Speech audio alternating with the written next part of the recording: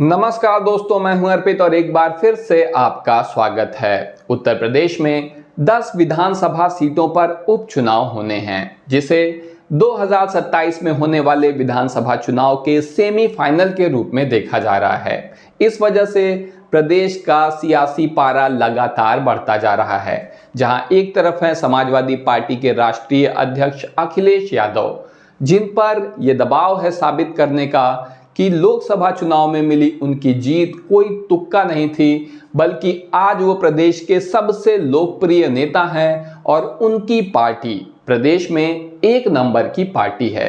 तो वहीं दूसरी तरफ है मुख्यमंत्री योगी आदित्यनाथ, जिन्हें उनकी ही पार्टी हार का कसूरवार ठहराना चाहती है। भारतीय जनता पार्टी का एक बड़ा हिस्सा है जो कि गुजरात लॉबी के प्रभाव में है, वो पिछले लोकसभा चुनाव में मिली करारी हार का ठीकरा मुख्यमंत्री के सिर पर फोड़ना चाहता है। और इस वजह से आप लगातार देख रहे हैं कि मुख्यमंत्री की कुर्सी को लेकर डिप्टी सीएम केशव प्रसाद मौर्य के साथ खींचतान है योगी आदित्यनाथ की। तो योगी आदित्यनाथ को उपचुनाव की पूरी जिम्मेदारी दे दी गई है, ये जानते हुए कि ये भारतीय जनता पार्टी के लिए आसान नहीं है इस चुनाव को जीतना। ऐसे में अगर भाजपा हार जाती है तो मुख्यमंत्री के लिए अपनी सीट बचा पाना बहुत मुश्किल हो जाएगा। आज हम बात करने जा रहे हैं उस अयोध्या के मिल्कीपुर विधानसभा सीट की, जिस पर हारने के बाद से अभी तक भारतीय जनता पार्टी इस हार को पचा नहीं पाई है।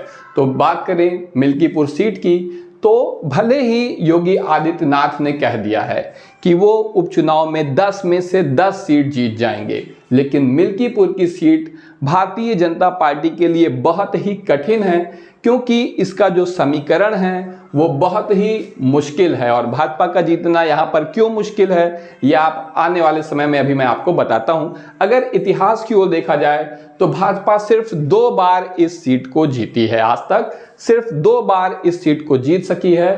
पहली बार 1991 में और दूसरी बार 2017 में। इसके अलावा भाजपा हमेशा यहाँ पर हार गई है।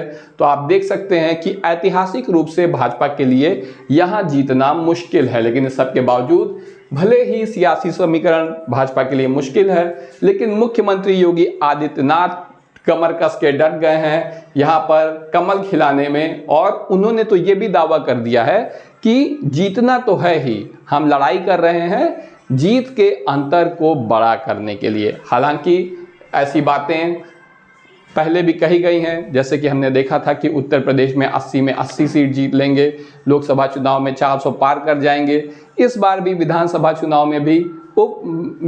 उपचुनाव में भी कह दिया गया है कि 10 की 10 सीट जीतेंगे, लेकिन फिलहाल ये मिल्कीपुर की सीट मुश्किल लग रही है भाजपा के लिए। क्यों हो रहा है उपचुनाव, आप सभी जानते हैं कि मिल्कीपुर सीट के जो विधायक थे अवधेश प्रसाद, वो सांसद चुन लिए गए हैं, जिस वजह से अब ये सीट खाली हो गई है। चुनाव की कमान खुद मुख्यमंत्री योगी आदित्यनाथ ने अपने हाथ में ले ली है। और ये आपने देखा होगा कि उपचुनाव के लिए यहाँ पर मुख्यमंत्री योगी आदित्यनाथ ने पूरे के पूरे कैबिनेट को झोंक दिया है, क्योंकि वो जानते हैं कि अगर ये चुनाव भारतीय जनता पार्टी हार जाती है, वो हार जाते हैं, तो संभवतः मुख्यमंत्री की कुर्सी पर ये उनके अंतिम दिन होंगे और उन्हें दोबारा मौका नहीं मिलेगा। अब हम देख लेते हैं मिल्कीपुर सीट के जातीय समीकरण को, जो कि बहुत महत्वपूर्ण भूमिका निभाते हैं किसी भी पार्टी के जीतने और हारने में।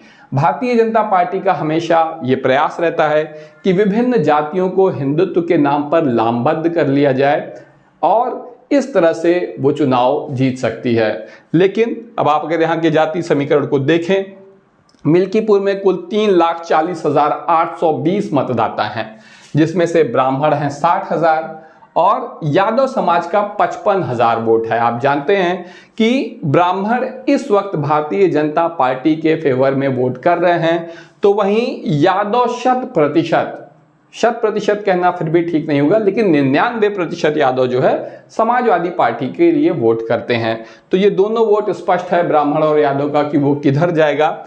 वहीं पासी मतदाता जो हैं वो भारतीय जनता पार्टी के पक्ष में भी वोट करते रहे हैं और सपा के भी पक्ष में उन्होंने पिछले लोकसभा चुनाव में बड़ी संख्या में वोट किया।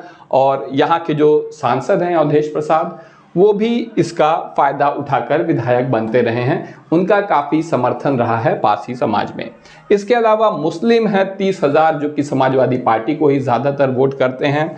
इसके अलावा ठाकुर मतदाता 25,000 हैं, उतने प्रभावी नहीं हैं और ये ज़्यादातर भारतीय जनता पार्टी के समर्थक माने जाते हैं। वहीं दलित 25,000 हैं, ये सपा के साथ जा सकते हैं, लेकिन ये इस बात पर निर्भर करेगा कि बहन कुमारी मायावती कितनी मजबूती से ये चुनाव लड़ती हैं। उनके लिए भी ये चुनाव महत्वपूर्ण है क्योंकि इस वक्त सपा का एक भी सांसद नहीं बन पाया पिछले चुनाव में और विधानसभा चुनाव के पहले उन्हें अपने कार्यकर्ताओं का मनोबल बढ़ाने के लिए कुछ अच्छा प्रदर्शन करना अनिवार्य है।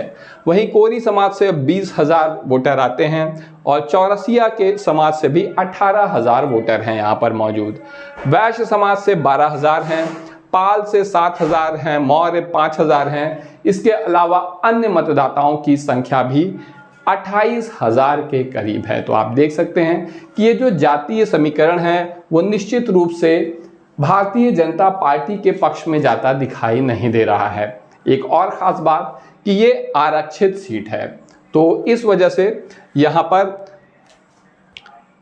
भारतीय जनता पार्टी की मुश्किलें तब और बढ़ जाएंगी क्योंकि जब समाजवादी पार्टी की तरफ से भी निश्चित रूप से किसी दलित को ही सीट दी जाएगी। अगर अब हम यहाँ पर बात करें कि समाजवादी पार्टी किसे टिकट देने जा रही है, तो आप जानते हैं कि अवधेश प्रसाद जो कि सांसद हैं, मिल्कीपुर के पहले विधायक भी थे, उनके यहाँ पर बेटे हैं अजीत प्रसाद और लगातार ऐसी चर्चा है कि अजीत प्रसाद को यहाँ पर टिकट मिलने जा रहा है समाजवादी पार्टी की तरफ से। लेकिन अभी पिछले दिनों ही समाजवादी पार्टी ने सांसद अवधेश प्रसाद को सपा का प्रभारी बनाया है मिल्कीपुर सीट के लिए। ऐसे में उनके बेटे अजीत प्रसाद को टिकट मिलना थोड़ा मुश्किल नजर आ रहा है क्योंकि सपा के राष्ट्रीय अध्यक्ष की लगातार ये रणनीति रही है। वो एक ही परिवार पे फोकस नहीं करना चाहते हैं कि उसी परिवार का सांसद हो जाए, उसी परिवार का विधायक हो जाए, तो क्या बाकी के जो कार्यकर्ता हैं वो क्या सिर्फ मुंह ताकने के लिए हैं? ये सपा की रणनीति रही है।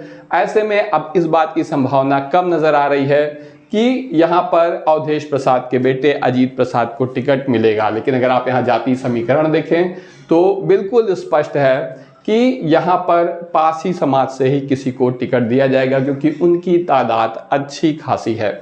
इस बारे में आपको क्या लगता है? क्या अवधेश प्रसाद को अपने बेटे को ही टिकट दिलाने में, अजीत प्रसाद को ही टिकट दिलाने में सहयोग करना चाहिए?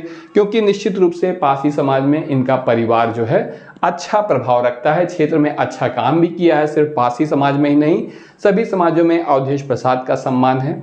लेकिन ऐसा कहा जाता है कि इनके बेटे राजनीतिक रूप से उतने सक्रिय नहीं हैं। तो इस बारे में आपका क्या कहना है? कमेंट सेक्शन में ज़रूर बताएं। मेरा जहां तक जानकारी है वो ये है कि पारसी समाज से ही किसी को टिकट मिलेगा, लेकिन अजीत प्रसाद को नहीं मिल पाएगा।